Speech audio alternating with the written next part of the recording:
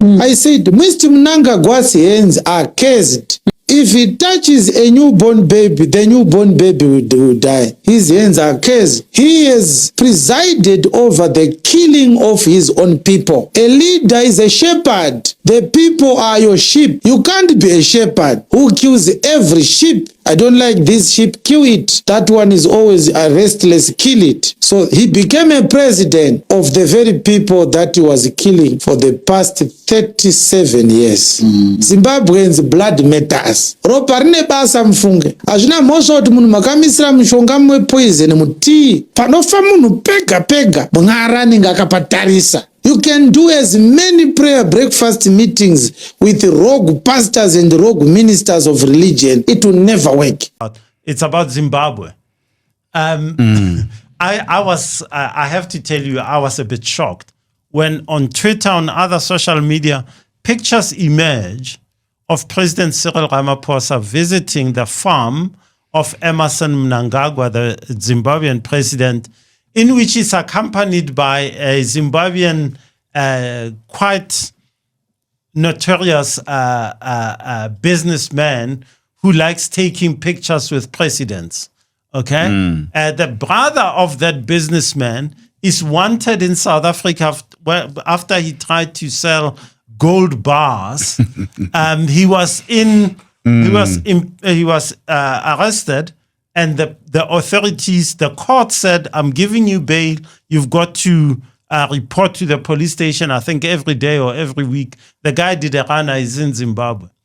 There's my president walking along at the farm of Emmerson. He's not there on government business. He's visiting his friend. Why? Is this government business? Is this personal? If it's personal, what business does he have with Emmerson Mnangagwa, a man who is trying to increase his term in office and is introducing all kinds of new laws? In fact, in Zimbabwe right now, they're talking about a revolution. There are people who are saying the Vice President Chiwenga is not happy and wants to get rid of the guy. I just want answers. Am I wrong to want answers? No, you are not wrong at all. Because, but I think, it's our stance on Zimbabwe has always just been so questionable. Yeah. We remember very well during the Thabo Mbeki years, the so-called quiet diplomacy, which was in essence an endorsement of the brutality of the Zimbabwean regime, because I think that's what you need to call it. It's not just a government. The ZANU-PF regime. How we enabled Robert Mugabe to steal elections, to crush the opposition, to crush civil society, to crush the rule of law. And we stood by and allowed that to happen as South Africa. And in fact, we didn't just stand by. We defended it. Yeah. And in all the international forums, whether it was SADC, AU, or OAU at some point, Commonwealth, United Nations, South Africa stood by the brutal Zimbabwean regime. And we pay the price today. Yes. We want to chase people away, but we supported the person who drove them out. Who drove them out. I mean, if you want to go after the ANC stood by this man. Millions of Zimbabweans came to South Africa, and I know people like to say, no, you can't say millions, where's the number? Well, quite frankly, walk the streets of South Africa and you'll see exactly. Millions of Zimbabweans were forced to come here and to come and work here to seek the help of some sort. And then we behave as if we don't know where this problem comes from. And it has continued like that. And fine, Mnangagwa succeeded Mugabe, but he's been just as bad, if not worse, than Robert Mugabe. And as you correctly point out, he now wants to extend his term in office, and he has been basically the ZANU-PF's grip on power now is guaranteed. Yeah. Because you don't even, yes, they still suppress the opposition, they still suppress civil society, they still control all the levers of power and use it for party political purposes. But actually, they've broken the spirit of the people there. And the President of the Republic of South Africa goes and pays a personal visit to the farm. It's not a state visit, as you said. It's his, and they're fishing and doing wonderful things together. And as you say, it is at a time when the guy is trying to bend the constitution to his own ends, going against all that this country believes in. Going there at a time when in his own country, people are marching, saying the illegal immigrants and essentially Zimbabweans must leave. And he goes there and makes nice with the person who drove them here. yeah. It's so extraordinary. I've supported Cyril Ramaphosa many times on his reforms and so forth. But I have to say it's the personal touch on an issue like this. When you say, how can you be so tone deaf? How can you be so deluded? How can you be played by Zimbabwe so badly? By Emerson Mnangagwa and ZANU-PF, I think Yes. It's Indeed. not the Zimbabweans. No, it's not the Zimbabweans. I don't blame the Zimbabweans for this at all. I blame the leadership and their callousness and their just terrible people. But you asked the question, Justice Uti, why? I mean, and the fact that there was a fugitive. I know. Why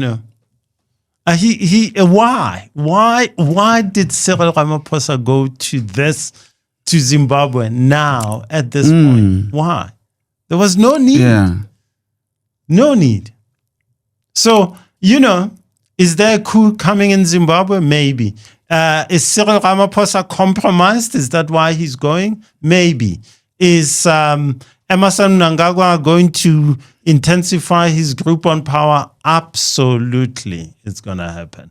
And you know what? With the blessing of Cyril Ramaphosa, clearly. 100%.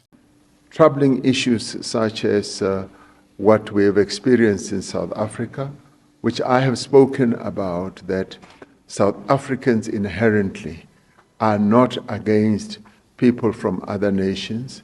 We are one people. We have always been one people.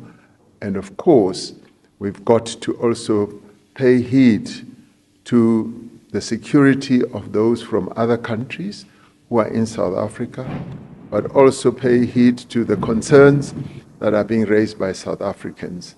President Chapwe and myself discussed this matter, and we agreed that we should work together. It's not only one country that is affected, and all countries that have foreign nationals in South Africa are also affected as South Africa is affected, so we must all work together, join hands to find solutions to this problem. The presidency has noted the judgment of the Constitutional Court in the case brought by the Economic Freedom Fighters, challenging the National Assembly's decision with respect to Section 89 proceedings against the president. President Ramaphosa respects the Constitutional Court's judgment and reaffirms his commitment to the Constitution, the independence of the judiciary, and the rule of law. President Ramaphosa has been consistent in providing his full assistance to the various inquiries into this matter. President Ramaphosa maintains that no person is above the law and that any allegation should be subjected to due process without fear, favor, or prejudice. The President calls on all South Africans to respect the court's judgment and all judicial institutions. Bring in the DA's national spokesperson, Karabo Kakao. It's always a pleasure talking to you. Thanks for coming on. Important that we talk to the Democratic Alliance as the main government of national unity partner. Action SA made a comment just earlier that these kinds of opposition parties, they didn't name the DA, but I think it's maybe applicable to your party as well. In opposition benches, they had a lot to say about Phala Phala. In government with the blue lights, they are mum. What's your reaction? There's no such thing, Michelle. Good morning to yourself and your viewers. Thank you for having me. Let it be clear. The Democratic Alliance remains a party of ethics, clean governance, and constitutionalism. That has not changed. And so no one, and absolutely no one, should expect the DA to shield any form of wrongdoing, even if that wrongdoing is done by the President of the Republic of South Africa. And so we will never be a party that protects misconduct, that covers up corruption, or weakens accountability for political convenience. And so it is important to note this, because South Africa's democracy that we now enjoy rests on the simple principle that public office is centered on public trust. And so those who hold the highest offices in the land must be held to the highest standards of honesty, transparency, and accountability at all costs. And therefore, the Democratic Alliance will participate fully and constructively in the impeachment committee. We will be guided by facts, by the evidence placed before this committee, and by our constitutional duty. What I want to land here as the final important note here, Michelle, is that what the judgment does, it draws a clear distinction, a clear blue waters between the DA and the ANC. Why? Because for too long, the ANC has presided over a political culture where accountability is delayed, where it is diluted, and it is avoided for political convenience when it is convenient for them. Whereas on the other hand, the Democratic Alliance has consistently stood for a different type of politics in which the constitution comes before party loyalty and where no leader, even if it is the President of the Republic of South Africa in the form of Cyril Matamela Ramaphosa, is shielded from answering to the people. So the DA's position is clear, Michelle. We remain consistent that accountability, constitutionalism, and the rule of law must always prevail. Well, you've given us quite a clear answer on that score, Karabo. But is the Democratic Alliance in a difficult position in any shape or form? We know that the party, in the wake of the Phala Phala saga, the Section 89 panel report, then the Public Protector's report, the Reserve Bank report, SARS, they've all cleared the president of wrongdoing. And I know at the time the Democratic Alliance called the Public Protector's report a whitewash, that it didn't really call for any kind of accountability. But then in the build-up to the Government of National Unity, the DA also made comments to the effect that there is no GNU without Ramaphosa. So given these two, because these are pre-2024 and then sort of post and the aftermath of 2024 and the introduction of the Government of National Unity, right? Is the DA in any kind of difficult position? There's nothing difficult about the rule of law, Michelle. The rule of law is clear. We subscribe fully to it. There's nothing difficult about the constitutionality of what we're talking about right here. Accountability does not have a middle ground. Accountability must go full throttle to everybody who deserves to be at the hand of it.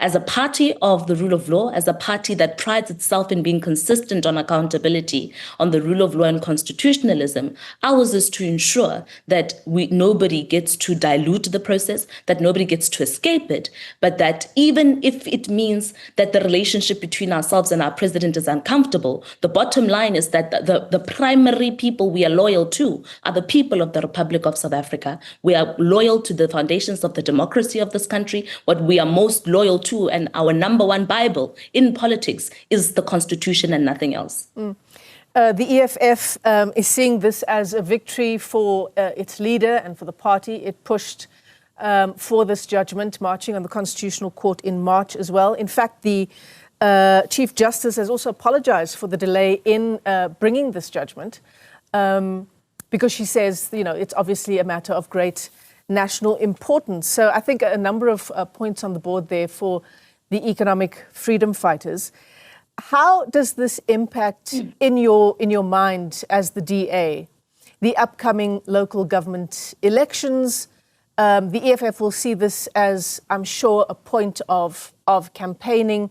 And it's going to have wide-ranging implications. I mean, Julius Malema, when he was speaking to his supporters earlier, said that he thinks President Cyril Ramaphosa should go ahead and resign now and then face the impeachment process. So 2 questions, I suppose, Karabo. The local government elections in November, and if indeed not President Cyril Ramaphosa, then who from the ANC? Let's start with the first one. The Democratic Alliance's election campaign is not centered on anything that has anything to do with the ANC. Ours is our offer of clean, accountable government centered on a culture of no delayed or diluted avoidance of for any political convenience. Ours is to get South Africa working for all. That is to have a clear majority in all our metros and towns and cities within the Republic of South Africa. Ours is to clean out the ANC from power, because we know that 32 years post the democratic dispensation, they have failed to give us the real results of what democratic South Africa is supposed to look like. Crime remains a problem. Corruption is literally the daily bread of the ANC, which we are allergic to as the Democratic Alliance. People do not have water. Johannesburg and the whole of South Africa have a water crisis at the hands of the ANC. Street lights don't work. People live in homes where sewage spillages are the order of the day, where the first thing they smell when they open their windows is sewage, that the first thing they step on when they get out of their homes on their way to school and work is sewage. That is at the hands of the ANC, indicative of the ANC's failure. Municipal finances are a mess. They are in tatters. Just yesterday, the ANC's own Godongwana is unable to find justification on how they can give Johannesburg's Dada Morero more money to spend, because he has pretty much failed at every opportunity to spend public money correctly. So that's not an us problem. That is an ANC problem. They must go and account to the Republic on how they wasted 32 years of democratic South Africa to advance the lives of South Africans. What the DA is concerned about is a new trajectory for South Africa. One where municipal accounts are organized in a way that delivers fruitful expenditure, that delivers service delivery that is tangible and that is able to ensure that the quality of the lives of the people of South Africa are improved. So that is our goal, and this is why this is an opportunity for South Africans to have a clear introspection with themselves, to say, we've seen now the Constitutional Court has said that at the helm of the ANC is somebody that does not respect the Constitution. That is clearly not the person that is supposed to be considered, or a political party that is supposed to be considered in the elections. The DA is a viable alternative. And the only way we can get to November 4th and ensure that we vote in a democratic government, a democratic alliance government across municipalities, is by visiting check.da.org.za to ensure that we're all registered correctly to vote for a DA candidates and a DA government across South Africa. That is one, as far as the problem of LGE 2026 is concerned. As far as the second question, Michelle, of if not Ramaphosa, who?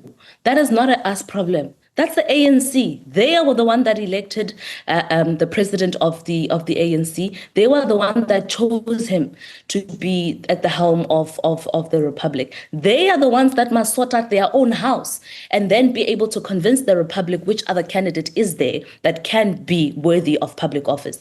I want to maintain, Michelle, that the politics of the Democratic Alliance have no middle ground on accountability. So the accountability does not change based on who the face of the problem is. And we will never shield any wrongdoing. We will forever be a party that does not protect misconduct, a party that does not cover up corruption, and a party that is not pro the weakening of accountability for political convenience. And that's as simple as that.